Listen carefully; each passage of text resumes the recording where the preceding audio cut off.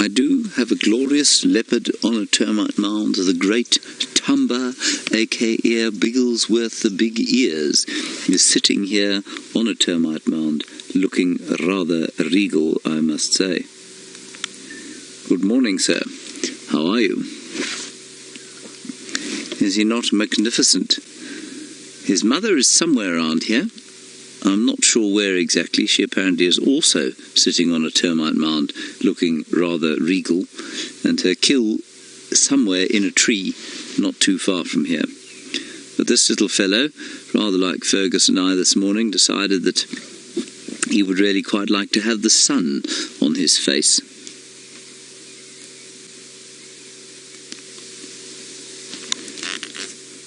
He's slightly inconveniently got some grass in front of his face, which is not ideal, but you know, we'll put up with these things.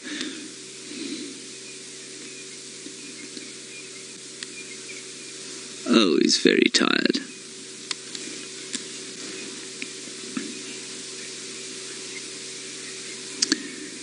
Now, Bill, you're wondering why a male leopard would kill a female leopard.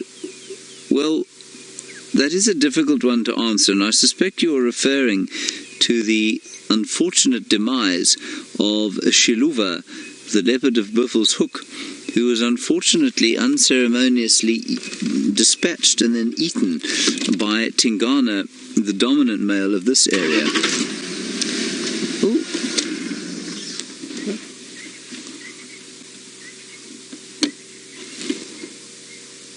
Sorry, I thought he was going to leave us, so I thought we'd join him. Bill, why he did that is really unclear. We are not sure.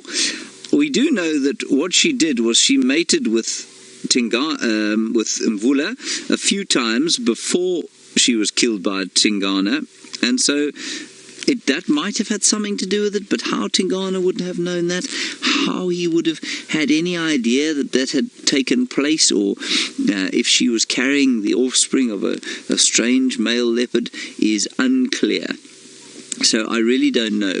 Maybe he smelt Mvula on her, maybe he had just had a fight with Mvula and was in a sort of heightened state of tension and, you know, just was sort of, you know, there's always conflict between male and female leopards. It's always a tense meeting, maybe just bubbled over into violence in the same way that it sometimes does when male lions come across females, especially sort of young males and females if there's a pride takeover or a coalition takeover going on.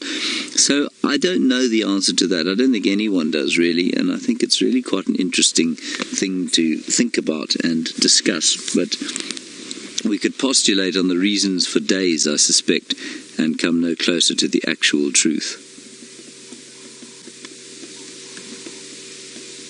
He's rather special, isn't he?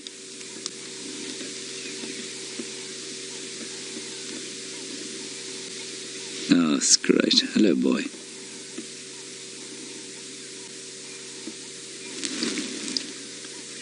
There's something very regal about these cats.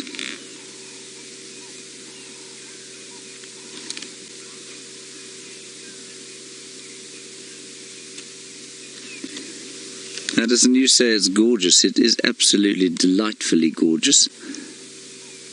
And the light could not be more perfect. And that, of course, means...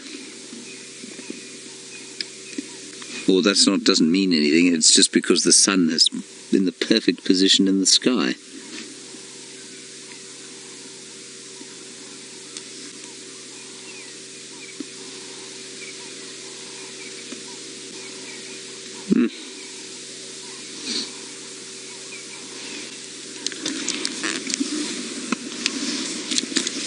Now we'll sit here just for a little while, and then I think we'll try and find Mum, just to figure out where she is, especially if this chap is going to do as much sleeping as he seems to be doing now.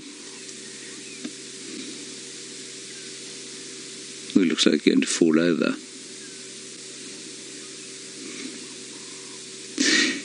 Yes, ladybugs and daisies, I agree with you, but I'm not sure that I agree with the sentiment you've expressed. You say he looks like he's growing into his ears nicely. Unfortunately, I agree. He does look like he's growing into his ears nicely. I just really like the fact that he had those outlandishly sized ears. I thought that was wonderful. And now, unfortunately, them ears is normal sized. I know exactly what you mean.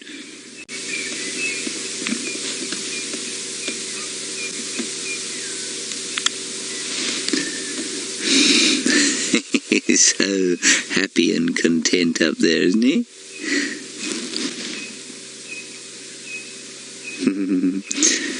Colin, you're just 9 years old. You're wondering if young Thimba here purrs like your cat. No, Thimba doesn't purr. Colin, he's got a different kind of a voice box. Now, if you touch your neck, what I'd like you to do is lift your hand and touch your neck, and you can feel a hard bit just below your chin. Now, that hard bit, somewhere just behind there, is your voice box. And that is how you speak. And your cat has the same thing, and Thimba has the same thing. But Thimba's is attached to his, well, how do I describe this? It's attached in his body, if you like, in a different way from the way that your cat's is attached. And what that means is that he can't make a purring sound. When he purrs, it doesn't sound like a purr at all. It sounds like a terrifying growl. He makes a very loud growling noise. Even though he looks very sweet, and he is very sweet, he will make a very loud growling sound. And that's because his voice box is different from your cat's.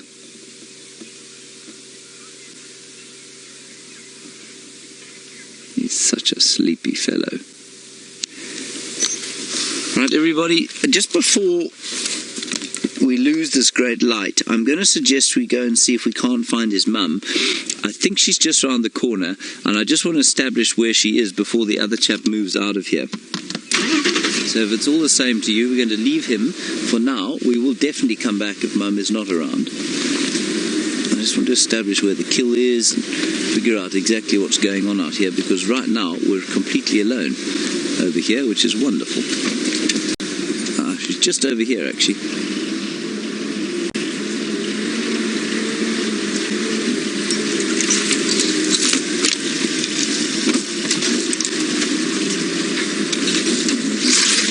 Our way down through here.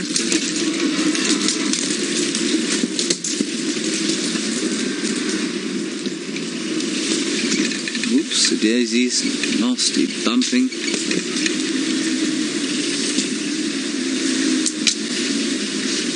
Now Adele, you're wondering if Thandi could be pregnant again. It's highly unlikely. Thimba, as far as I'm aware, is 8 or 9 months old.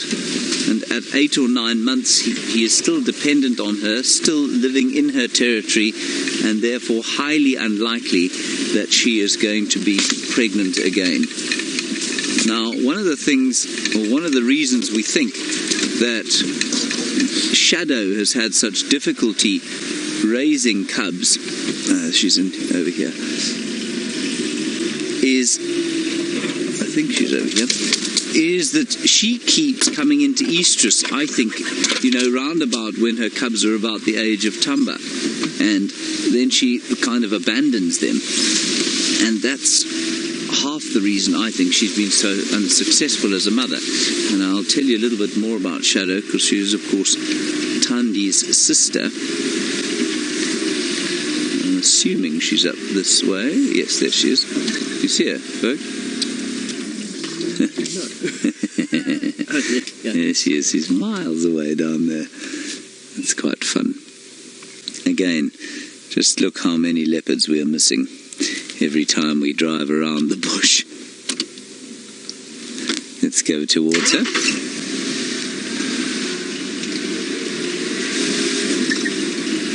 I don't know where her kill is. I'm assuming it's up here in a tree somewhere.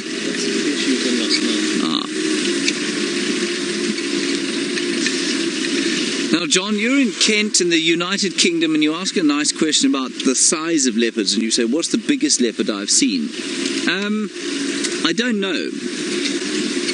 I think Tingana must come close. I believe the Anderson male's bigger. I don't think Mvula is quite as big. He's the other male here. The Campan male of X of Londolozi used to be pretty big. The kill is not in the tree here anymore. Was it in the tree before? It was on the ground? Yeah, before. Okay. So let's just drive through here. So John, the biggest... Oh, there it is now. I can see it just to the left. I'm going to just drive in here so that the light is better for us. Hello, my dear. I don't mean to get between you and your food. I will get out of the way, I promise. There you are.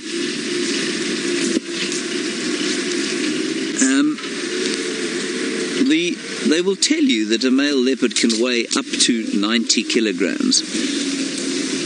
Now, I don't know how many male leopards have actually been weighed at that mass, but the average for a big male around here is about 75 kilograms, which is, what's that, about 160 pounds or so.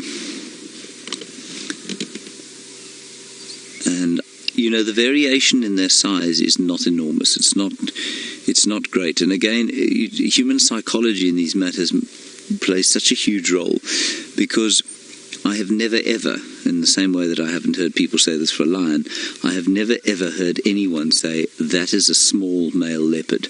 It's always, oh, there's a big male leopard. And everybody who lives in an area thinks that their male leopard is the biggest male leopard that ever walked the face of the earth.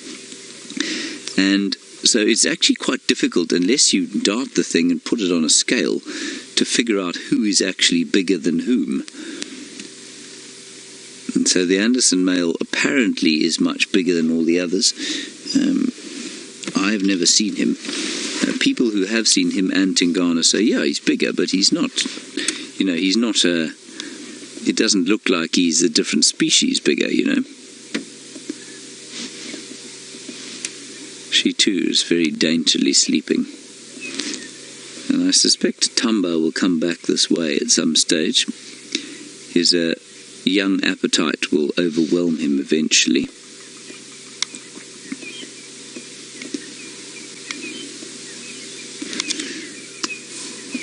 Now she is 10 years old, if I'm not mistaken. And I think, I'm not sure how many cubs she's had. I think Thimba will be her 4th successfully raised offspring, if I'm not mistaken. Randy, you're wondering if their pupils are always that small. Yeah, their pupils are very like ours, so they contract when it's very bright and they dilate when it's very dark. They do see very well at night, and they are round, apparently, as opposed to slitted, because although they are largely ambush predators, they do a little bit of chasing, and apparently that helps them to judge the distance between whatever they're chasing and whatever they're not chasing. Apparently that allows them to judge that distance more effectively.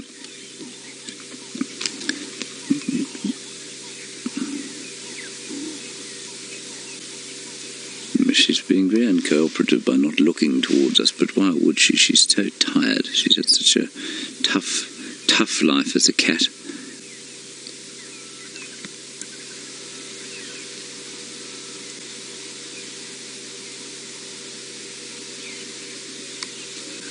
The dawn chorus just getting a little bit louder as we head towards the warmth, and the sun starts to heat things up.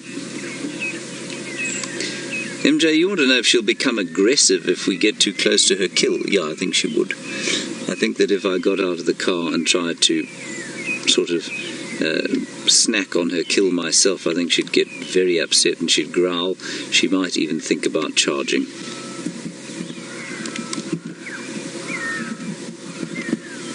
But they're very tolerant with the vehicles. She can sometimes be quite upset. She's not always that tolerant with the vehicles, and nor should she be. Some people take great chances and do a huge amount of, they pressure the cats, you know, and we need to be careful not to do that all the time.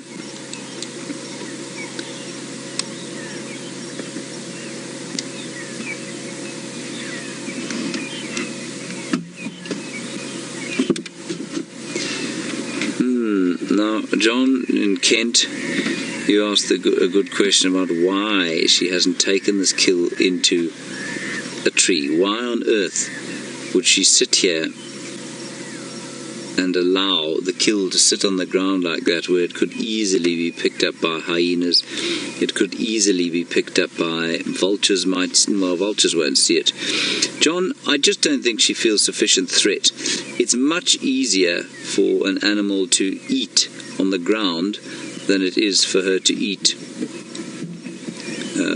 with it in a tree. And so I think you'll find that it's got quite a lot to do with the fact that it's just convenient to have it where it is, and because she doesn't feel sufficient threat, she doesn't feel the need to pull it into a tree. I hope that makes sense. Alright, we're not going to go anywhere from here. I'm going to sit here for a little while longer and see if she doesn't get out and start eating.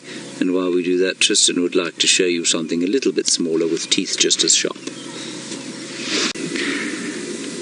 So she's just come down off the termite mound and she's calling the youngster.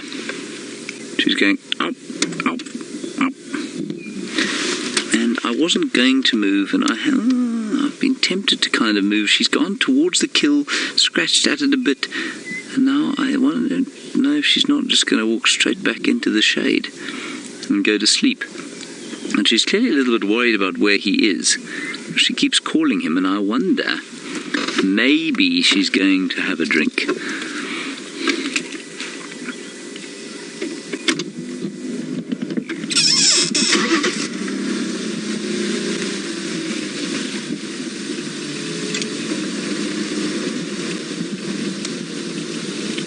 Now, Leo, you want to know what the biggest prey species a leopard this size will be able to take down. Leo, probably about the size of a male impala, big male impala. That's an adult that is, as an adult, probably weighs 2.5 times what she does. So she's able to take something 2.5 times her own mass. She's definitely looking for the youngster.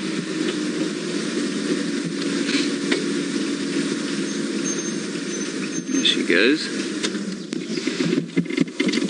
I'm going to keep turning the engine off, everyone, because she is calling and I don't want to distract that process.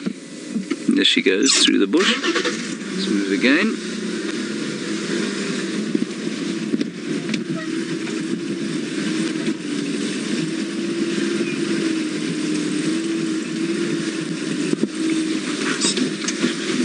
And Elizabeth, you're wondering how old she will live to. She'll probably live to around about, or potentially 17 or 18 years, but that would be really old. That is about the maximum size right there of what a leopard will be able to kill. A female leopard. That is an adult male impala. He is dead because all he was doing over the last little while is concentrating on catching ladies. They've just come out of the male rut, and I think he was probably caught by that situation. Go ahead.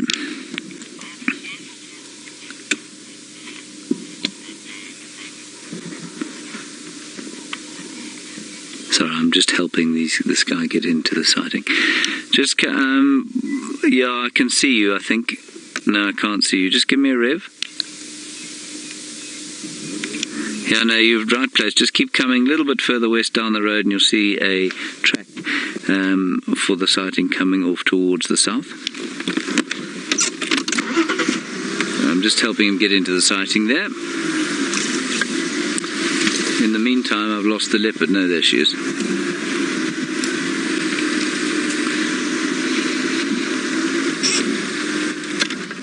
There she is.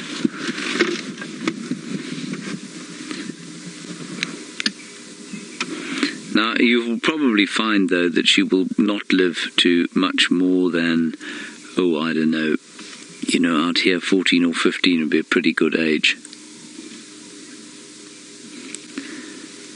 I'm not sure that she knows where young Thimba has gone. She's looking in completely the opposite direction from where he is, or where we left him.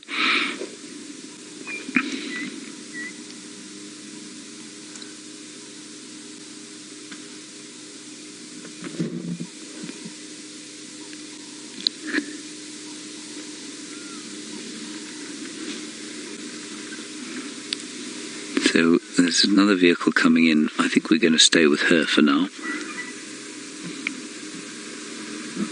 Yeah, she's just... You see that noise she's making? She's making that sort of hissing noise. Harry, you're wondering if an adult leopard would be able to defend itself against a male lion. And the answer is absolutely no chance at all. She weighs less than half of what a female leopard weighs, at least lion weighs. She weighs about a third of what a female lion weighs, which means the chances of her defending herself against a lion are zero. Now that's half because of her mass, and half because of the fact that a lion is prepared to fight. A leopard cannot fight. A leopard cannot take the chance to fight. If a leopard fights, it could easily get injured, and if a leopard gets injured, it will never eat again. Whereas if a lion gets injured, of course, it lives in a group, and it's quite possible that it will be able to scavenge off its pride mates. I'm just trying to get on the radio again. Stations, this is the female. The male is further to the east on the road, just on top of a termite mound, about 50 meters to the east of this current position where the kill is.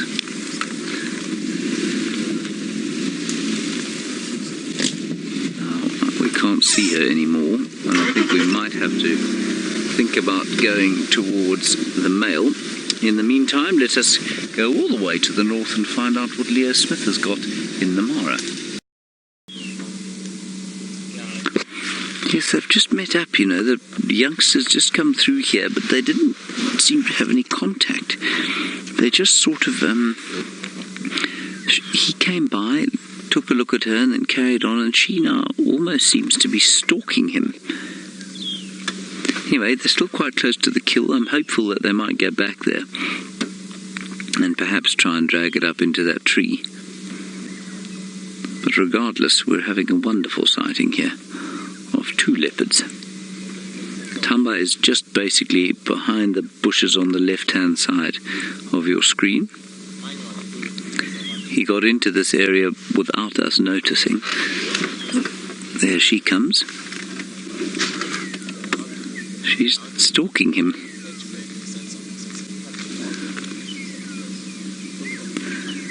I mean, look how easily they hide here. I don't know if he's still in there or not. Right, let's move. We'll go around this side here. Trot. This is a small Acacia exuvialis tree. I'm not worried about them. They're an encroacher species.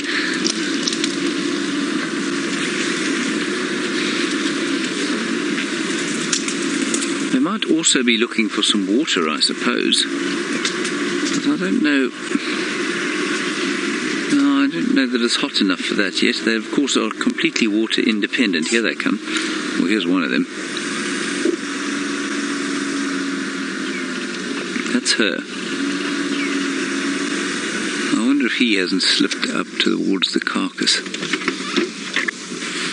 Can you still see her, yep. Ferg? There she goes.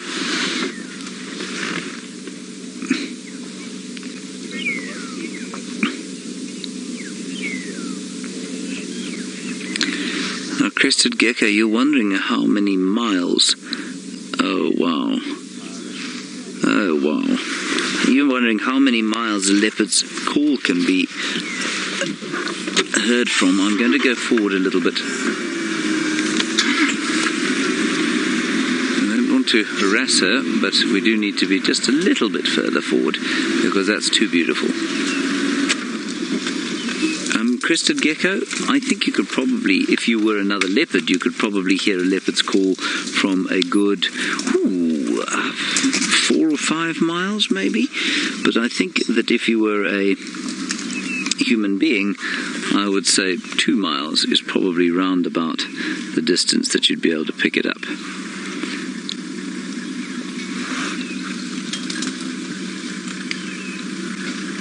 Isn't that lovely? And William, you're wondering about the size of her territory. You'll probably find in this area the average leopard's territory is about 15 square kilometers, which is roughly 9 square miles or so. Maybe slightly smaller. But I would say that's probably what you're looking at. We are very, very lucky to spend this amount of time with leopards. Oh, he's right there. The sun is just sneaking off towards the left there, and I think he's going to go towards the carcass.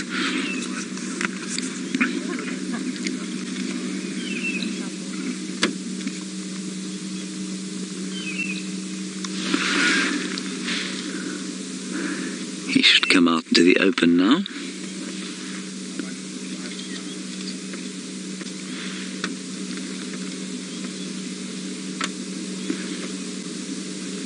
Isn't that wonderful?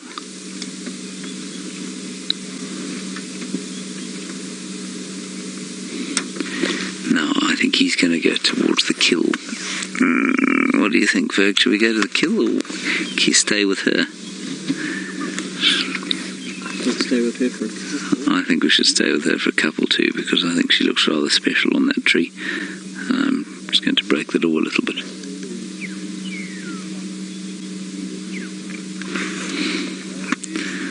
That is spectacular. I mean, you do not see that kind of thing every single day. Yes, my dear, you've put your face so beautifully into the light. Thank you. We are most appreciative of your efforts on our behalf.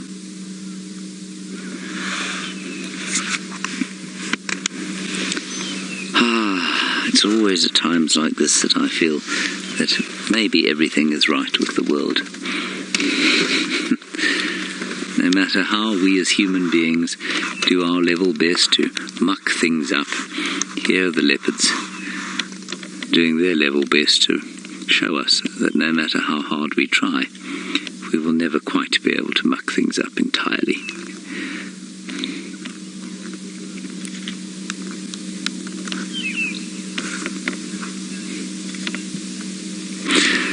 Lynn, you're wondering if there are any leopards starting to sort of take over Karula's territory. The answer is yes, and you're looking at her. She's not in Karula's old territory yet, but she certainly has been in Karula's old territory, and she's spent quite a lot of time making forays up into the southern parts of Djuma, which she didn't used to do before.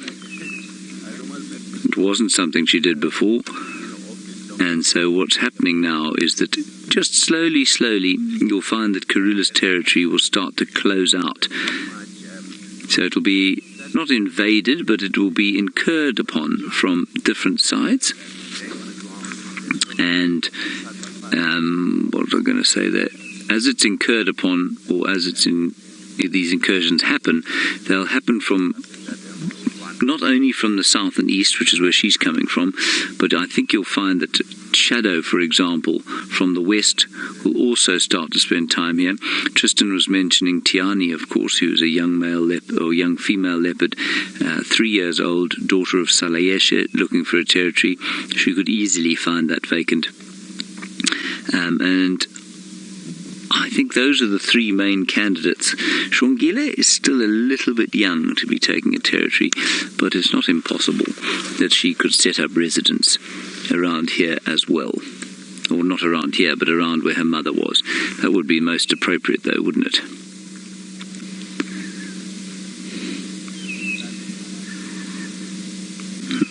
I always think that these things look so uncomfortable, these trees.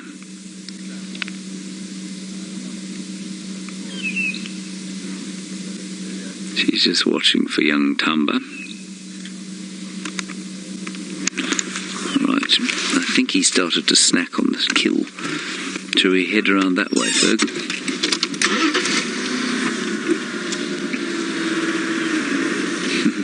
Perhaps she didn't like the tickle of the grass on her belly or something like that. Maybe that's why she decided being up there is the best place to be.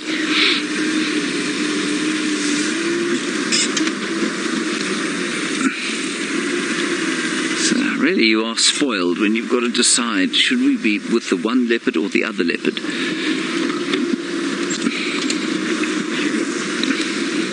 It's amazing also to me how much like her sister she looks. She looks very similar to Shadow. She's got that slightly shortened snout. And it's a little bit, yeah, there he is, he's eating. It's just a little bit sort of wrinkly, if you know what I mean. Hello, boy. Let's go around this side.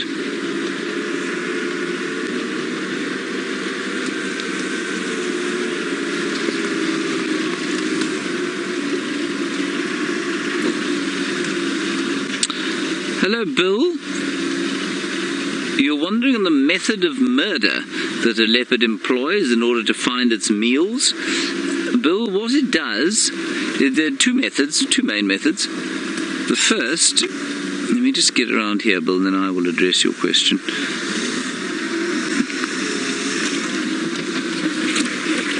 The first, Bill, with a small kill, like a rat or a bird or something like that, would be to grab it and bite it on the back of the head. And biting it on the back of the head will then snap the spine and kill it immediately. However, something the size of the impala here. How's that? Is that right? Something the size of the impala, Bill, they will ambush, jump on the back, and then slide around to the throat and throttle the animal while kicking viciously with their back feet and their claws. But it becomes, when the mass of the prey in question is greater than their own mass, they must try and throttle the thing. So they grab it by the throat and suck, or not suck, grab it by the throat and sort of crush the windpipe. I think he's going to go up the tree because they're not big enough to break the spine like they would with smaller things.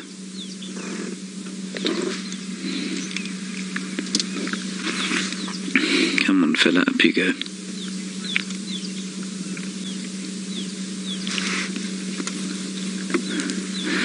And Louise in the final control would like to know, has he been using his mother's lipstick? Louise, he has. It's nothing to be alarmed about. Young male leopards often use their mother's lipstick, and yes, that is certainly why he's, you see, he knows now he's been cuffed. It was, of course, blood that Louise was talking about. Leopards don't wear lipstick. Not even the females.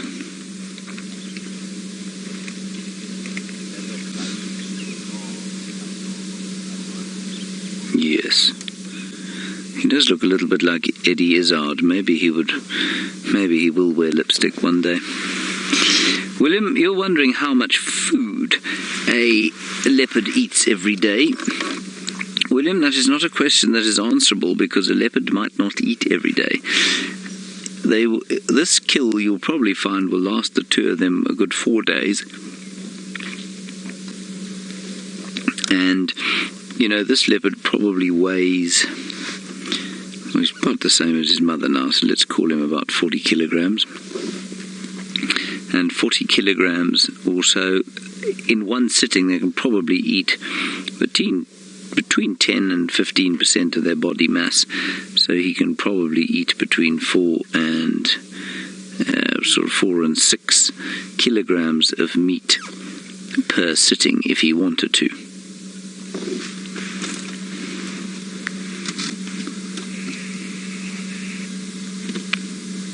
Isn't this wonderful?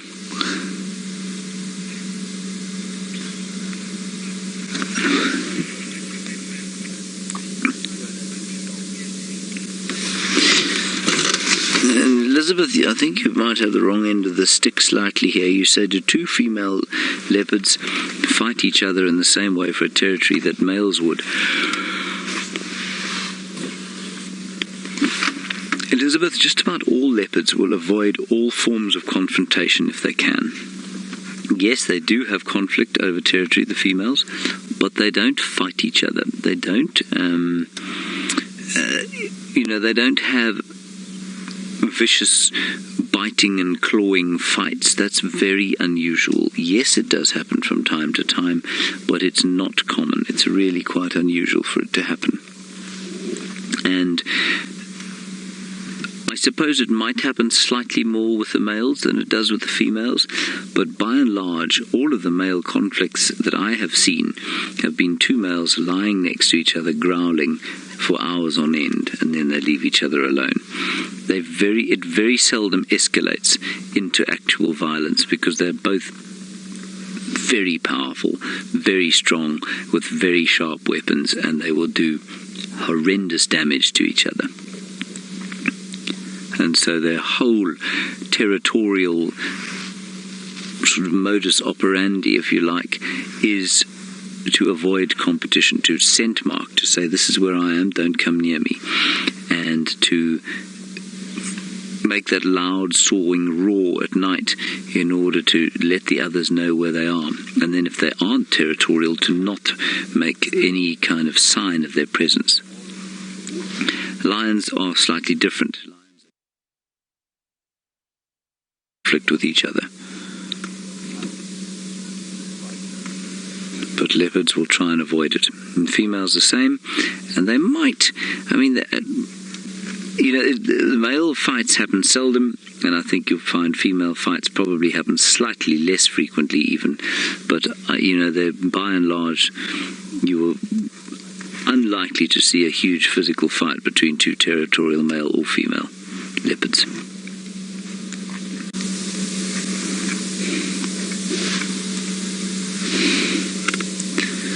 Very nice that his mother's provided this meal for him.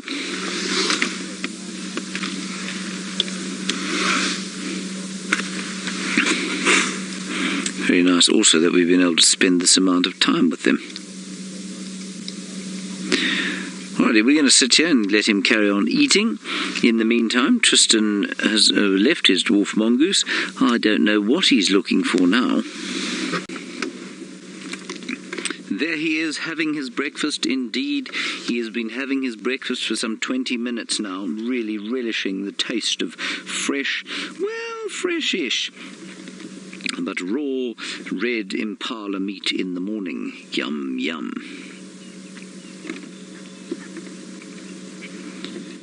Using his carnassial teeth to shear off the meat from the bone, cutting it into swallowable size pieces. And he will gorge himself now. This will not be a very gentle breakfast. A little bit like when we get back into camp, the Wild Earth staff gorge themselves. A bit like Thimba is doing now. In fact, we don't. We're not allowed to do that, because we as human beings do not have the constitution that's able to gorge like these chaps do. They will eat until they cannot possibly fit another morsel into their bellies, and then they will go and lie and pant and look very discomforted and uncomfortable. And I think this will last them at least till the end of today, maybe into tomorrow, but I'm not sure. It might not last them all the way till tomorrow.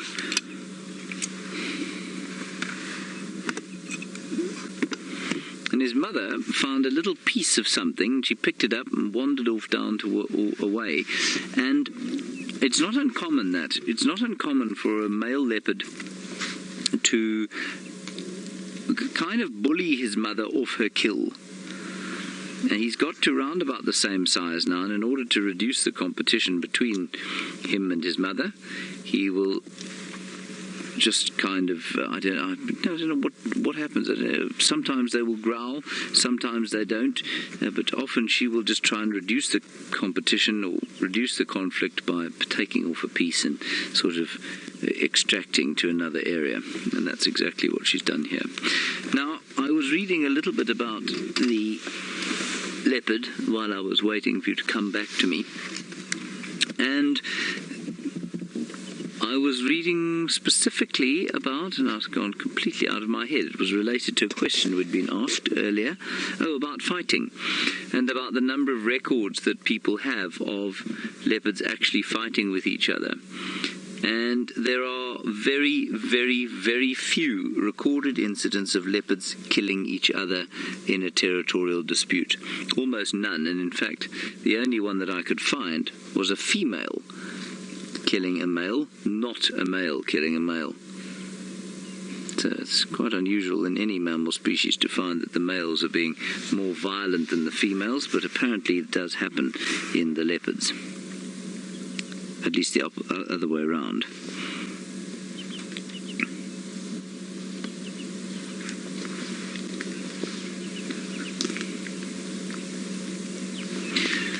Justin, you want to know if this meat has got a gamey taste to it? I think it really does depend on how you cook it, Justin. I've eaten very nice impala. I don't think it's particularly gamey, no. I don't think it's from a gamey point of view, I don't think it's bad at all, actually. It's not like, I don't know, duck, for example, which can be extremely gamey.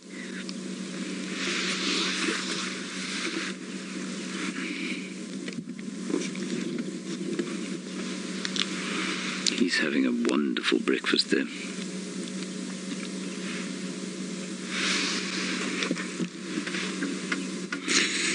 Akib, you want to know how long the carcass is going to take to start rotting. Akib, I think you'll probably find that it's rotting already. It's just not quite smelling yet, and by the end of today, the odour coming off it will be quite strong. There will definitely be a niff in the air from rotting flesh come the end of this evening, especially if the day gets warmer. It's quite possible the day will remain like this, you know, with that kind of fairly unpleasant and quite chilly wind.